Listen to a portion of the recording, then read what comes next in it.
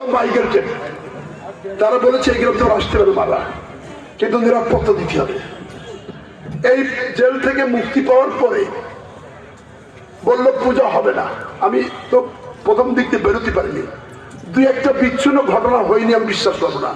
কিন্তু আমি শফি এবং মিনাল বাবুকে বলেছি 5টা মাইক দেন সমগ্র নির্বাচন এলাকা হয়েছে। ওই দিনই পরিবর্তন হওয়ার পরে সাথে সাথে সে মাইক দিয়েছে।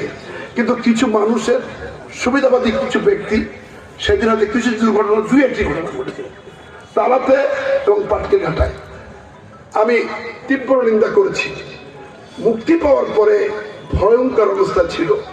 আমি এই মিনাল বাবুকে এবং এই নারায়ণ চন্দ্র মজুমদার, ইনি এখন তালা উপজেলা পূজা উদযাপন কমিটির সভাপতি, আর আগের যিনি নারায়ণ বাবু, তাকে নিয়ে প্রায় প্রথমবার 100-150 পূজা মণ্ডপে গিয়েছে তালা কদরা মিলে, 2 কদরা মিলে 200-250 এবার ছিল 242টা।